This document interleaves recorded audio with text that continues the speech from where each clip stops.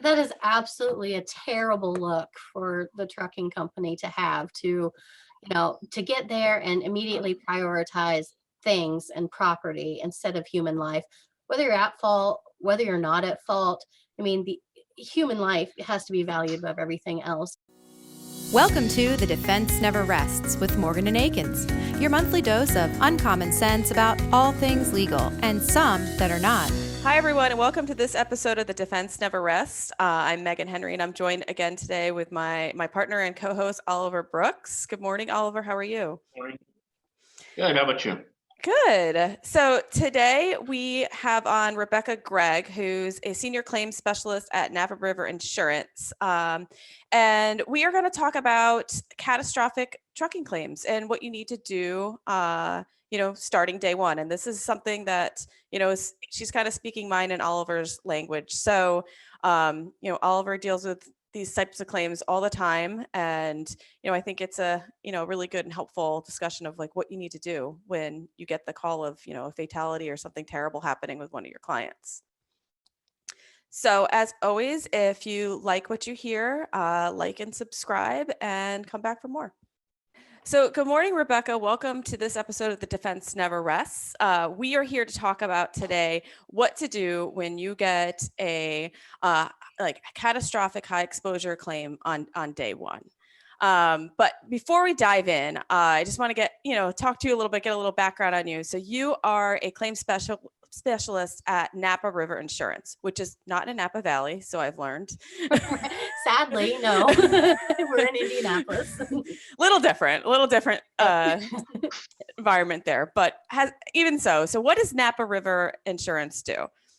Napa River Insurance is a third-party administrator. We are a part of Hudson Insurance. And what we do is we offer very specialized sort of boutique claims services for large self-insured trucking companies. So my role as a claim specialist is that I have a direct relationship with my clients who are the trucking companies, and I handle all of their claims that fall within their self-insured retention.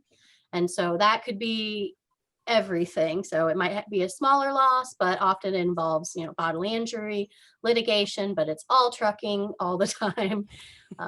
So we do get a lot of catastrophic losses like this. And sometimes you just have to scramble and get started and roll up your sleeves. So I thought this would be a great first topic for us to talk about what you do when that call comes in. Yes. And as an aside, I think you might be a regular guest on The Defense Never Rests because we have a lot of good topics to talk about, but this is a good starting point.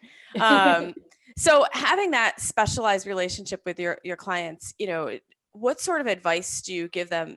Because it's a whole different breed of clients that you have. I mean, they have very specific risks and very high exposure risks. So do you counsel them a little bit differently than you would say like a not a trucking client about, risk prevention? Oh, absolutely. It's a relationship more than your typical insured insurance company sort of relationship, because I have, I think, 11 direct clients and we get to know each other very well. I know a lot of insurance companies that handle trucking claims. You might have a team of people that you work with and you might not know who you're going to get, but they always know that they're going to call me. And so we get to know each other really well. And we have a lot of opportunities to have those conversations, because when you have a self-insured retention, and most of my clients have somewhere between 50,000 and 2 million, they've got a lot of skin in the game and they're very involved in the decision-making process. So, it's my job with my experience in claims to handle the claims, but also to counsel them on and give the best advice I can about how we can be most effective in using their money and getting good outcomes and in claims and litigation. And they are much, much more involved than your typical insured. And they're savvy too. I mean, when you run a large trucking company and when you are going to bet on yourself and have that much confidence to take on ownership of that retention that you have, then you really have to know what you're doing. And our clients do. They're tech savvy. They've got dash cams, they've got the good technology, they've got everything on their trucks as far as ECMs and downloads that we need. They more importantly, I think, understand the current climate that is going on with trucking litigation today. I'm talking about nuclear verdicts, reptile theory, and how to combat it. They get it and they understand what they need to do as far as working a claim towards a good resolution. And they don't really get hung up on making things for decisions on principle, just because they're upset about the result or the perception. They get it. So yeah, it's definitely a different kind of relationship, but I think it's a wonderful way that insurance companies and the insurers can be partners together and work together to get good outcomes. And it's in a way, I mean, it can make litigation or approaching litigation a much more symbiotic relationship because you're working together. And when your clients understand what they're up against, it's one, easier to prepare, and then easier to navigate when you're working with someone who's, familiar with the process. But that doesn't make it foolproof, right? Well, yeah. I mean, sometimes there are hard pills to swallow, like, for example, we're going to talk about catastrophic losses. And one thing, spoiler alert, I'm going to tell you is that anytime you have a very serious accident, especially an accident involving a fatality, a serious injury, first thing we're going to do is get defense counsel on the file. And for a trucking company who's footing the bill for these expenses, knowing that, well, even if it seems completely apparent that we're not at fault, we're going to have to expect to spend about $15,000 to $20,000 probably just to cover our bases as far as our initial investigation, our evidence preservation, and things like that. It's one of the first conversations that I have with my clients about how we handle things. And they understand, fortunately, that these things are just necessary because, as we know, no claim goes the way that you expect that it's going to go. So yeah, it can be difficult to have those conversations, but it's important to be frank and to look at what your situation is honestly, and not just a wish list for how you think it's going to happen, or hopeful thinking. They've got too much money in the game to, really leave that to chance. They need to be proactive, and they need to be very strategic about how they defend that. And you kind of segued into what I was going to talk about. So you get the call, middle of the night call that there's a catastrophic loss. Mhm. And I mean, in my eyes, the first thing that you'd want to do is get counsel on board and at the scene. Is that the first step, or one of the first steps that you would take? Absolutely. That's the first thing that I try to do. So there are two calls really that I'm going to make right away. It's to defense counsel, and I want to get a boots on the ground field adjuster, get someone out there right away. Now, you could probably ask a lot of claims adjusters, and they might be torn about what the right order to do that. I feel like I need a family feud board behind me. Like, we've surveyed 100 claims adjusters about who to call, and here are the top 5 answers. So some people are going to say, call your boots on the ground field adjuster right away. I disagree. Your first call, I think, needs to be to your attorney. So the reason that I say you do that is they've got experience, they have the experts, and it protects your work product. I know that people might think that, oh, this is taking time away, I need to get something in motion now while this scene is hot, but your attorney gets it. It's a quick call. You give them the information they need so they can run their checks to make sure they don't have any conflicts.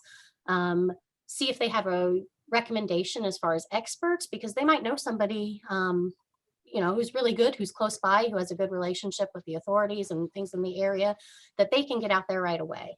But it's a quick call.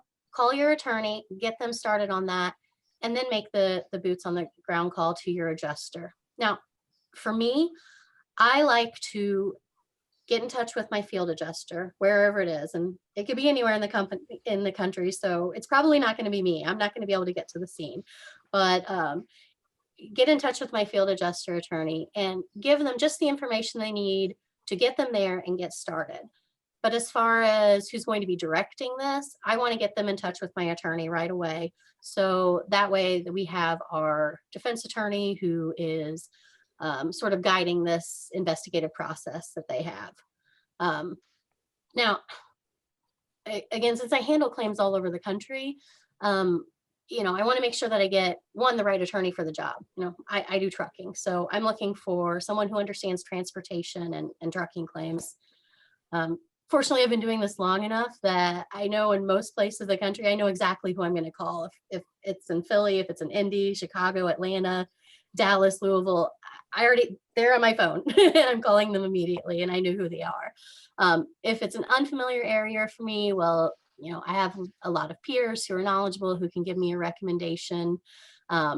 Not to mention a pretty extensive network on LinkedIn where I can reach out. There are a lot of people there. So if I need a transportation defense attorney, in Nebraska and South Dakota, and I don't have somebody there, it's pretty easy to find one quickly so they can hit the ground running. So for me, Yeah, I go would ahead. agree with you. You got to call us first Yeah. because not only because we want the work, but because we have we have already a library of experts that we can get that ball rolling immediately. I guess it was going on about 18 months ago. We had a situation like that where one of Megan's clients called Megan to say we just had a fatal trucking accident, literally like 20 minutes ago. What can you do? Megan was, I forget if you were on trial or what the case was, but you called me and I kind of ran with it. I was able to get a well-established expert that I have actually, his name in my phone as well. I just called him. I said, "Hey man, can you get out there?" He said, "It's a 6-hour drive for me, but if I leave, around midnight, we can be there by first light and we'll get the scene inspected." And because we got there quick enough, we're able to take, we preserved the video of the scene because it happened in a parking lot. Mhm. We got 6 witness statements, some of which were good, some were not so good. And we also were able to document what I will call ephemeral type evidence that was on at the scene. And by that, I mean stuff that is biological on the ground. It was pretty gruesome. And I think that had we waited even a day or two, the forces of nature would have just washed all that away. Yep. We had another one where a truck struck a pedestrian on a country road and killed him. And it happened during a very light snowstorm, and the road was clear, but the side of the road had just this faint, like powdered donut dusting of snow. And we were able to get out there quickly enough to establish the pedestrian's tracks in the snow. And interestingly, they led right to a bar. And interestingly, we found out that he had been thrown out for being drunk, and it turned into a dram shop case, not against us. Mhm. So it was a very, very different perspective. Had we been even a couple of hours later, I don't think that evidence would have been there. I was gonna say, You it's all, gotta call us. well, it's all about getting out there and getting your feet on the ground and get your attorney out there early to start controlling the narrative and getting the evidence that you need right off the bat and talking to everyone you need right off the bat. And you're already starting, 100 feet ahead than if you were to come a day later, 2 days later, months later. So, I mean, I think it's really important, and you can, even though your clients have to spend this money up front, that sometimes is a hard pill to swallow. It might always be a hard pill to swallow. The long-term ramifications of spending that up front can save them so much when you can start, piecing the puzzle together at, hour 2. So, so, you get your attorney and you get your field adjuster out there, you get your experts out there, and, we're here to talk about what are you telling young claims adjusters how to handle this? So we got step 1. What's step 2? Well, step 2, I think, starts once the investigator gets to the scene.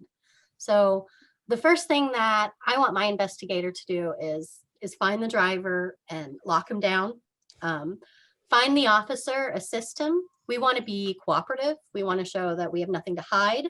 We want to, if we are taking measurements, pictures, things like that, if we have dash cam, we want to foster an air of cooperation and share this with the officers there. One good thing about if your defense attorney has a person in the area that they know that they can send out on the field and get them there while the scene is hot, while things are going on. That's always my goal, to get out there as soon as possible. Is often these people are local and the emergency responders might be familiar with them. They've worked with them before. They've built a reputation for transparency. They've built a professional relationship with the emergency responders. And all of that can go a long way into fostering cooperation and sort of shaping how this situation is going to play out, as far as how we're able to get information from the police, the access that we're going to have to the victims. And it's not just the police that we want them to get in touch with. Obviously, witnesses right away. You want to be able to track down as many as you can. Sometimes they're favorable, as Oliver mentioned, sometimes they're not. We still need to know that, because later on, after we've gotten out there and investigated everything, we're going to have to take a good hard look at all of the evidence we gather and get a honest assessment of what our strengths and what our weaknesses is. It's not going to be a wish list. It's not going to be what we want to happen. We have to pull our heads out of the sand a little bit sometimes and take a good honest look and look at the things that might be favorable for us and might be unfavorable for us, so we can get to work on working towards the best possible outcome for that. So talk to the witnesses, talk to the tow truck drivers. I want to lock down the vehicles. I want all the information that we have on the vehicles, VIN numbers, license plate numbers. I want to know where they're going. And I want either our field adjuster, or if they don't do that, get another appraiser out as soon as possible to do an inspection of all of the vehicles, photos, evaluation. And we'll be talking with our attorney too about what makes sense as far as downloads. Since I deal in tractor trailers, obviously there's a lot more technology than there might be on your average private passenger vehicle. So we'll have a conversation if it makes sense to do an ECM or EDR download, what kind of data we need to pull in, what kind of experts we need to pull in to get that information. Scene photos is also super, super important, not just the vehicles, but like you mentioned, the snow. That's fantastic. Mm-hmm. I've had a lot of pedestrians this year. I've had a lot of bad ones, a lot of pedestrians. I had a similar one. It wasn't a liquor shop. It was a casino. And so by getting that information soon to the scene and being able to find nearby surveillance videos that tracked the car going from the casino, going the wrong way down the highway, hitting us head on. Now it's turning, there wasn't really anything that we could do. We might get dragged into it, but this is, now we've got information on the casino that we might not have known before if our field investigator hadn't done that work and hadn't gone canvassing and been able to find that video and the other information for us. One of the things I was gonna to sort of add to, if I were to counsel somebody early on, is don't value the cargo above the individuals who are involved in this incident. I recently was sharing a beverage with one of my buddies who works on the other side of litigation, and he was involved in representing the widow of a guy who was killed by a tractor trailer that basically cut his car into multiple pieces. Mm-hmm. And the claims adjuster on the other side for the trucking company was so concerned about getting the cargo to the big box store, because it was 2 days before Christmas, that there was absolutely what all came out was all of their communications were recorded. There was no communication about, is this guy okay? Is he alive? Is he dead? What's going on? It was get the TVs to I won't say the name of the big store, but we got to get this. And they actually counseled this driver to leave the scene by about a mile, unhook his trailer, and then bring the tractor back. And that drove the value of that case Mhm. so unbelievably high. It went from bad to, oh boy, because it I don't know if it's technically punitive, but it has the effect of being punitive. So that's just, I mean, I don't think that happens very often. I think most people have something between their two ears to understand that the TVs can wait. That is absolutely a terrible look for the trucking company to have to get there and immediately prioritize things and property instead of human life, whether you're at fault, whether you're not at fault. I mean, the human life has to be valued above everything else. And when, for me, trucking companies especially, but an insured who may be at fault is already kind of fighting the perception that a jury may have as far as their reaction if they're a commercial entity and they just look like, oh, they're just some business and they don't care about people and all they care about is their TVs and their cargo and stuff like that.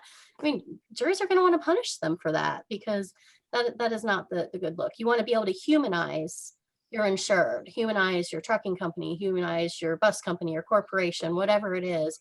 So having an empathetic response right from the beginning is a good start to being able to do that and cutting down on those punitive damages they may face later. Not a good look. And I think it also Yeah, goes that's to the company's own response to their own employee driver and providing that driver the services that they may need. They might need psychological services after being involved in a fatality. I mean, I had, one not so long ago that, this driver didn't even know he had struck anyone, then was searching for that person, totally distraught. He couldn't find them. Eventually the individual was found in a field. But the company provided him with, all these psychological services for the impact it had on him. And I think that spoke volumes to how the company as a whole, how they treat their employees, as well as the response to the incident. And just keep them from talking for a little while. Cool down. I mean, you're not going to get in any more trouble if you take an hour or two and have a cup of coffee and a breath, and determine what's happening, because we see so often that a striking driver, the first thing out of their mouth is, "I'm sorry." And then that gets twisted into some sort of admission of fault, which it's not. You bump into somebody and you say, "I'm sorry." You don't think about, was it my fault that this happened, or was it his fault? It's just, excuse me type of a thing.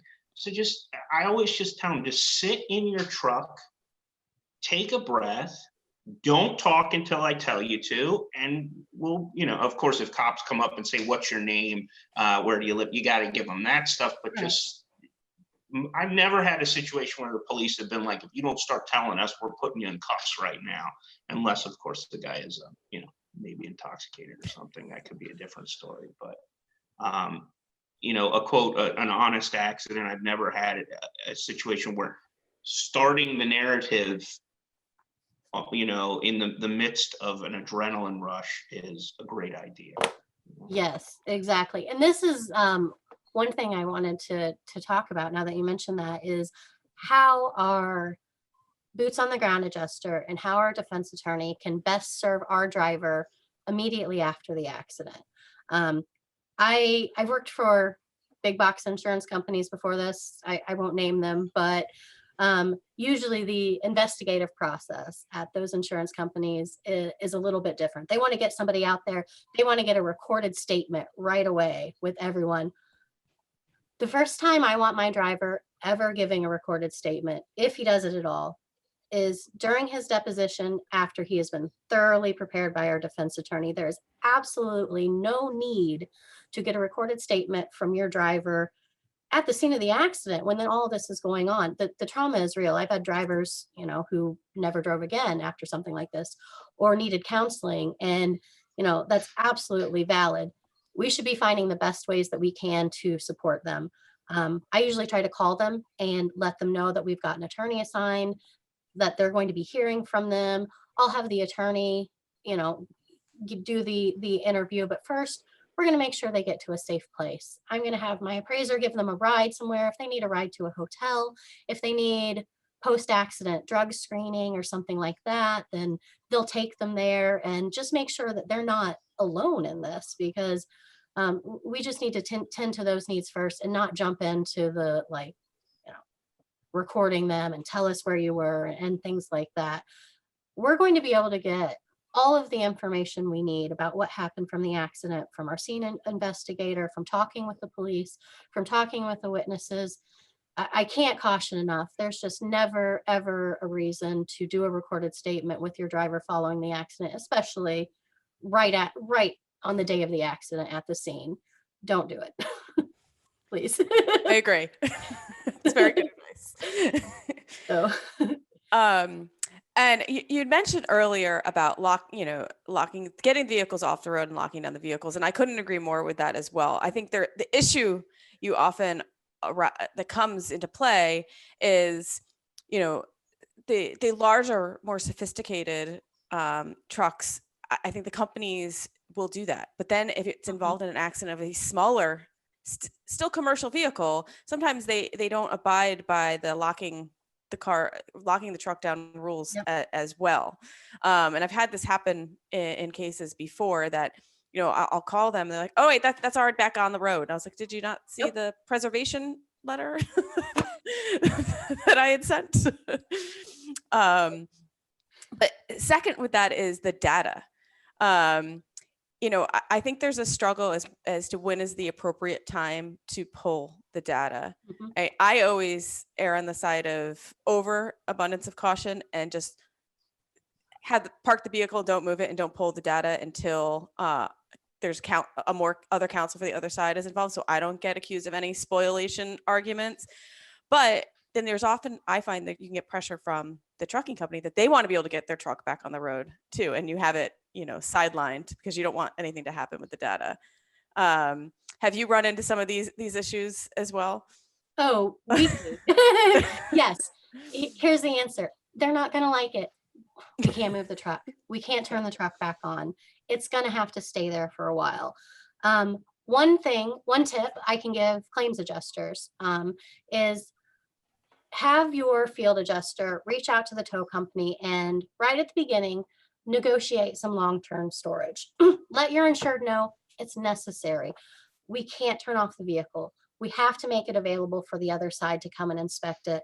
We're going to want to do downloads, but if it's a bad loss, odds are, 99 times out of 100, you're going to be getting a rep letter from the other side. And then you can very quickly have your defense counsel get in touch with opposing counsel to coordinate these inspections so they can both be there at the same time.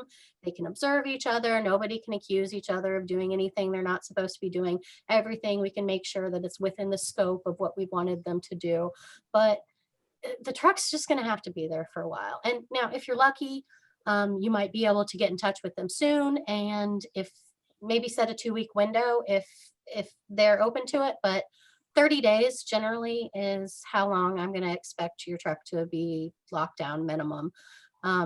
If in that time, if you've got a driver, you've got an owner operator, try to keep them cooperative, see if there's something that you can do, a desk job, something that you can do to keep them off the road, especially if you're investigating, especially if there's a potential that he might have some liability or something like that on there. I've got a really great client. They totally get it. They had a bad loss recently. There was a possibility we were at fault. We were waiting on some video from a nearby warehouse that may have captured the accident. They wanted to know what we do. Do we get our driver back on the road? What if this turns out to be really bad for him? They kept paying him. They kept paying him. He was happy. It kept him participating. It kept him in the process. If we need him later for a deposition, if we need him to show up, he's not just disappeared. Our attorneys can have so much trouble tracking down our driver and tracking down other people if we just send them packing, fire them, on their way home from the hospital or wherever on the day of the accident. It makes it so much more difficult. So if you can, it's an expense, but please keep your drivers cooperative. keep them off the road until you're absolutely sure about what's going on. Keep them paid if you can. Get their cell phone from them, get them a new one. That's a good point. If it's something you're gonna need it. I've had companies do that too. Explain why and let them know that, we're there to support them. My defense attorney is defending our driver as well as the trucking company. So as long as we're reasonable, go ahead, Oliver. The data issue is dicey, and we always run into, not always, but often we have clients who are like, let's download it right now while it's fresh. And I'm like, well, here's a real world problem. It wasn't in a commercial vehicle, it was in a passenger vehicle. Before I was involved in the case, a download was undertaken, and there was missing data in there. There was stuff you would have expected to be there that was not recoverable. And because plaintiff's counsel was not involved in the download, there's now an issue of building this narrative of, well, why is it so convenient that the speed of your vehicle is missing for the quarter mile before the accident?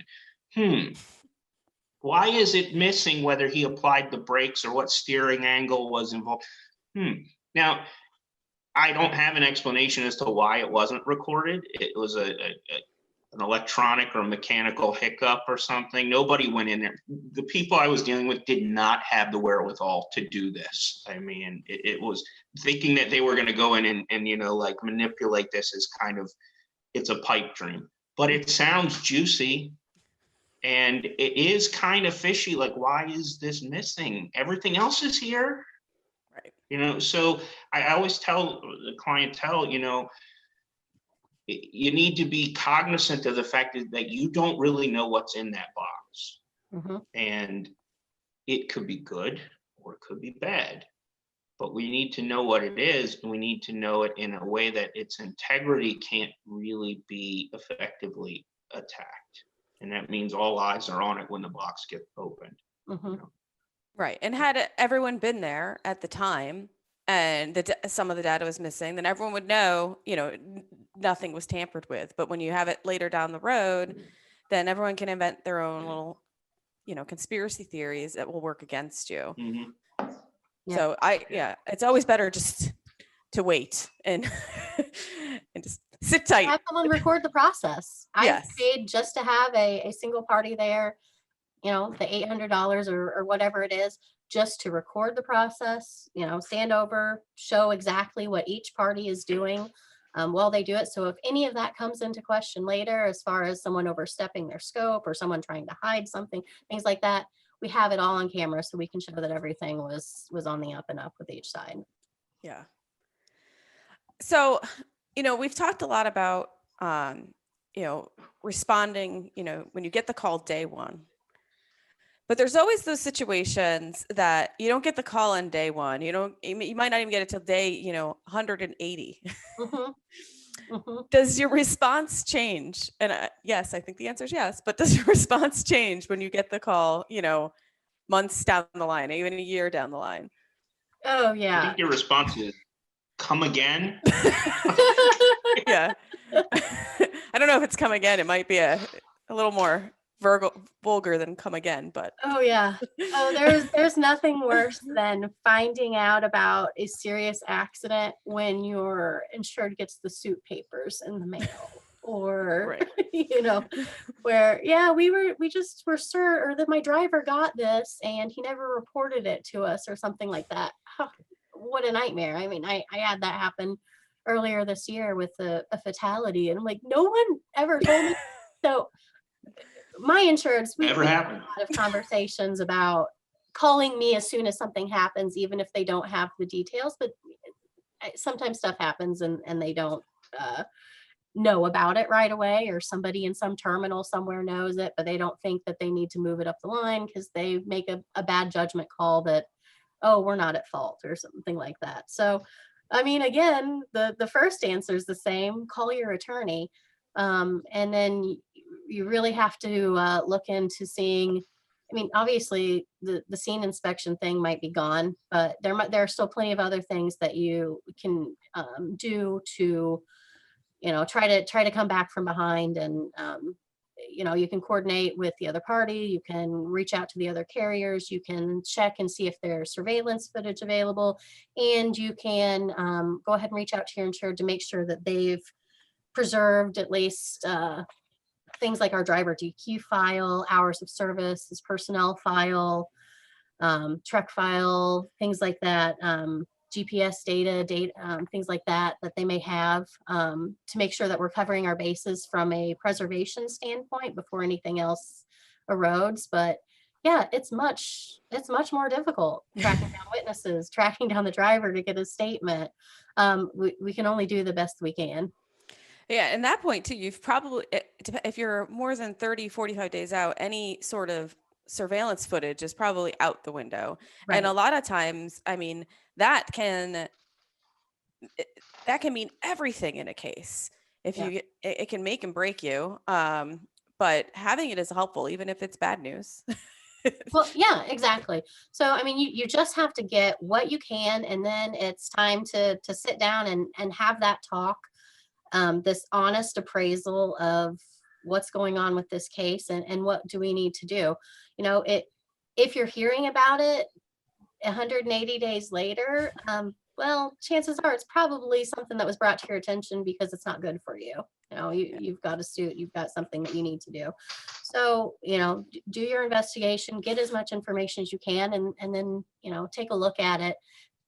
Think like the plaintiff attorney is thinking, what are they looking at for you on it? And, maybe you don't think that you did anything wrong, but they probably do. So you're going to need to take a look at what evidence they might have on you, and see how you're going to need to react. In many, many, many cases, my advice to my insureds when it comes to fault or comparative fault is that, number one, we need to be reasonable. So we need to start looking at this, look at the things we did right, look at the things we did wrong. If it's our fault, we need to own up to it.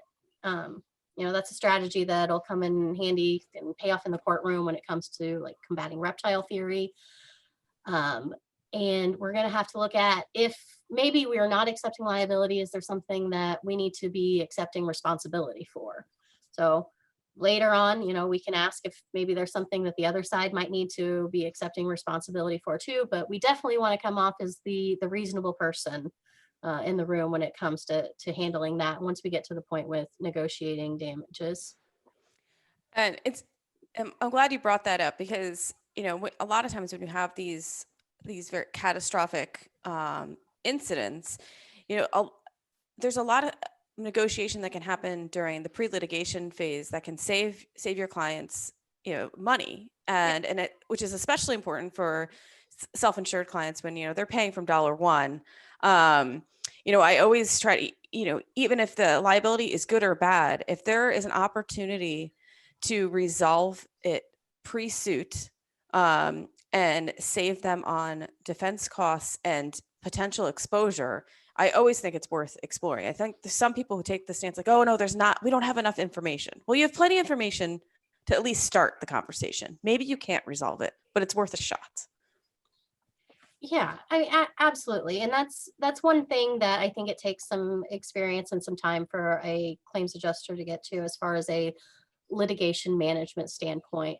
When you're new and you're first starting out, it's really easy to just let your attorney call all the shots. And I absolutely value the input from our attorneys, but I also want to make sure that I'm doing right by my clients, and I'm doing regular case evaluations, looking in my files and looking for opportunities that we might have to get something resolved early. Sometimes it makes sense to go through the discovery process and then reach out to the other side and solicit a demand and see if you can schedule a mediation. Sometimes there are things that are fishy, and you're probably going to want to go ahead and depose the other side and, maybe get some surveillance on it or something like that. But, most claims aren't going to go to trial. You have to prepare everyone that it could go to trial, and make sure that you've done all of the work that you need to do for it to get up to that point. But really, I'm going to be looking at the claim frequently for opportunities that we might have to get it settled, mediation, early facilitation, something like that. most of the time it's not necessary to go all the way up to, the trial and everything like that. So just make sure you're looking at what makes the most sense. And, do we need an IME? Do we not need an IME? Are we definitely at fault? Okay, let's resolve this, Right. let's get it settled. So I'm a big proponent of prevention as opposed to, this proactive defense position. So I do a lot of products liability work as in addition to this trucking stuff. And in the products world, I work with my clients to build adequate warnings, instruction manuals, protocols for reevaluating those things, and protocols for training. It's mostly industrial equipment. You're not born knowing how to use a punch press or automatic welding machine or something like that. It needs to be well instructed. So if we can get that stuff ahead of time, get that locked in so we have good policies, it makes things a lot easier down the road. Are your insureds embracing, you said they're tech savvy, and I've represented one trucking company that had, for example, they had a tablet so that the driver's logs were always put into the tablet, automatically beamed to the cloud. None of the old days where the guy's got a little spiral notebook and writes down, and then mysteriously he forgot to write it down, or the notebook got coffee spilled all over it, or it fell in a puddle of diesel fuel, or all these things. So it's clear, it's readily available, and you can freeze it in time so that there's no questions later on. Are you guys getting into that sort of thing? Absolutely. That is such a great point. For me as a claims adjuster, my work begins when I get the first notice of a loss. For my insureds who are trucking companies, their work to prevent catastrophic accidents, to prevent nuclear verdicts, that starts well before they even have an accident. It starts with their company safety policies, their driver training, the way that they make decisions about retraining drivers, the technology that they have. Oh man, every time I talk to a driver, or if he's in Louisiana, get a dash cam, please. And I have, like I mentioned, they are really tech savvy. I've got a great client in California. They've got forward facing dash cams. They've got left rear dash cams, right rear dash cams on every single vehicle. Everything is logged automatically. Everything's electronic. So they're ready to go. I have a client in Montana with a super, super great training facility. I mean, it's like a thing that you get in to mimic a cab, and they spend the time to train all their drivers. Not all trucking companies are taking the time to bring in their drivers and to train them. I've seen clients that, I've had accidents where, haven't I seen that name before? Didn't he have an accident about 3 months ago? Wait, let me look it up. Oh yeah, he had an accident 3 months ago. And then 2 months before that. Why is he still working here? So these are things that, a smart trucking company is going to be looking at. If you've got a problem driver, then, it's just a matter of time before they have a big loss, and that's going to come up in discovery, and that's not going to be a good look for you when you get in the classroom. So there's absolutely a ton of work that you can do before you even have an accident to prevent an accident and to mitigate damages when something like that does happen, and to be able to demonstrate that you did all of the right things, because that's going to be a big difference when it comes to getting it settled. And I also think a point to discuss is, you have a lot of these large, well-known trucking companies. Sometimes you might want to resolve it pre-suit to keep their name out of suit, because you don't want bad publicity. And sometimes that is just a factor, like it or not. That's a factor that you have to weigh in. Mm-hmm. One nice thing about handling claims within the SIR with my client's own money and not tied to another insurance company is, if it's a loss that appears to fall within the SIR and they want me to handle it for them, even if it's not necessarily something that's covered by their excess indemnity contract, I can go ahead and handle it for it. So if hypothetically our driver gets out of a car and starts arguing with a young woman and punches her in the face, even though that's not a claim, I can handle it for them on their behalf. I can reach out to this person. I can establish it for. Hypothetically. I can pay it for the trucking. I can get an NDA and a release, and I can fix it for her and express how deeply sorry we are that it happened, and make sure that that driver's not working for them again, because it's a publicity thing, and you don't want that getting out. Not just for that loss, but for future losses that you might have. So it's definitely something that they have to be cognizant of, even if they're not punching people in the face or things like that. But it's definitely a consideration. Their reputation definitely means a lot. Now, we got a little off track from the first day's notice. So, what would be your next steps after? I mean, we've talked about, talking about possible resolution, get your attorneys and your adjusters' feet on the ground, getting the experts out there. What are the other pieces that we're missing that the advice that you would give to maybe a younger claims specialist, how to handle a catastrophic loss, when you get notice of it right away? What are we missing? Well, there's one thing that I wanted to think of, and it's not necessarily related to the injury or the serious part of the accident, but it is a serious expense, especially with semi trucks. We have a lot of fuel spills. If a truck gets knocked over, if there's a lot of damage, we can have very, very, very expensive tow and cleanup bills. And I just wanted to remind any adjusters that those are negotiable. There are a lot of services out there that will work with you to very, very quickly reach out to the tow company and negotiate these down. Many of them will accept payment just as far as a percentage of the amount that they save you. And so don't just accept those for face value and pay them. Everything's negotiable. I had someone recently knock $30,000 off of a tow and cleanup bill for my client. So that's a big expense, but keep that in mind. Also, environmental spills, make sure you get an environmental specialist right away. If you have a diesel fuel, even if the accident's not your fault, if it's your truck, it's your responsibility to make sure that it's mitigated. And the EPA fees for not taking care of that properly are insane. Thousands of dollars a day in many venues. So make sure that you get an environmental specialist if you feel that you have an environmental issue. And this is going to be somebody different in most cases from your field adjuster. So you might have a lot of cooks in that kitchen as far as who's working on resolving the claim, but you got to make sure that if there is a fuel spill, that's being addressed in the right way. And that's such a good point, because we often get so focused on the injury portion, and you forget about that there's a lot of things on the other side that are not as much of the focus, but equally as important, that are costs. I mean, they're costs for your self-insured clients, that they're looking at, paying themselves, that we just don't know. It always falls to, don't think about it as much. Yeah.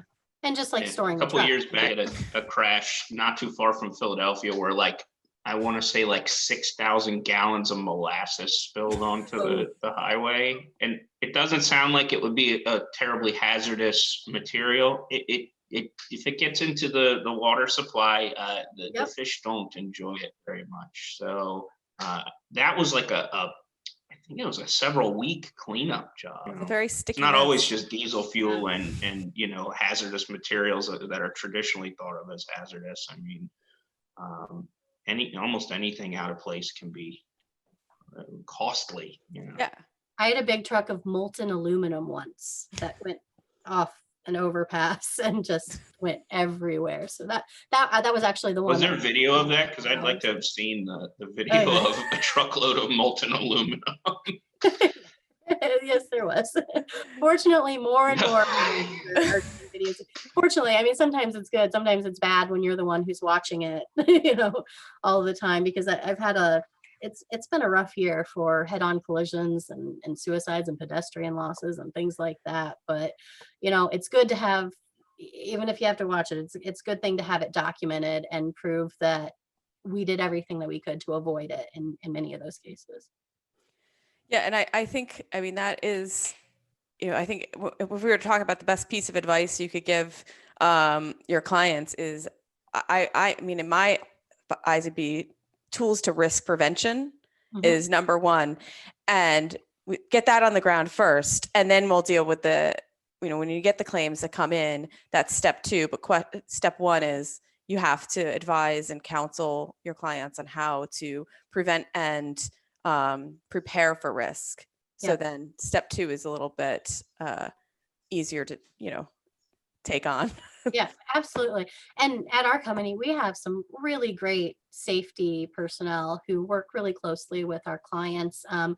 I mentioned one of my clients had been having an issue with something. I just had noticed they've had a string of very similar losses, and within a week, our safety guy flew down there, sat with them, pulled out all their files on the floor. Like, here's what's going to happen if you get a DOT audit, and we're just going to go through everything, make sure you're organized, and all your books are in order. And then he also sat down with them to discuss why this particular type of loss. It was an issue with the losing tires. Why does this keep happening? To work with them, work with their mechanics and everything to try to prevent it, because prevention is such a big part of, what they need to be doing, especially when they're taking on so many of those expenses. And especially when you have the same thing happening over and over and over and over again, and then someone gets killed. Well, yeah, that's a problem. Yeah. I mean, it's a problem if you keep having tire issues, and then, someone gets killed from a tire tread flying off of a semi, and you have records that you don't, inspect them and switch them out very often. It's a problem. They only fly off on the country roads where nobody.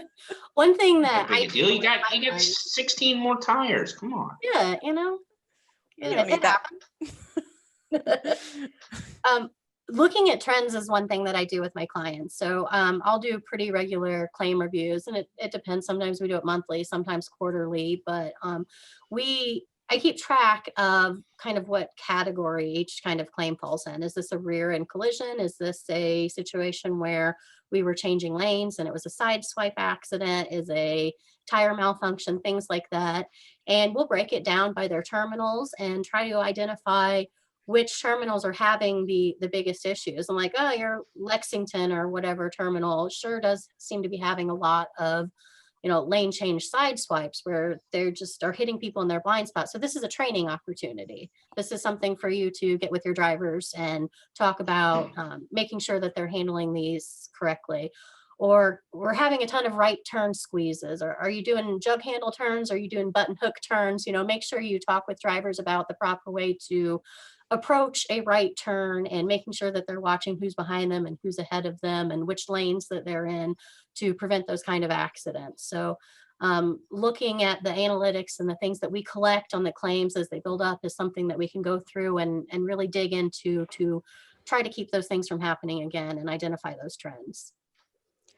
Yeah, and that's a great way to identify risk and counsel your clients on them and prevent it in the future. I love that. I wish it happened more. Well, one of the nice things about being a dedicated claim adjuster is that I just deal with these 11 companies, and so I get to see those same things over and over again. I recognize the driver name. I notice when I've gotten another, rear end collision or lane change side swipe. So I think it's an extra service that we can provide, but it's also, demonstrates the kind of relationship, and one of the ways that the insurance company and the client can really partner together, not just to handle these claims, but to work on claim prevention and work on making them better, making the trunking company better, because everybody wants to be safer. Nobody wants these things to happen.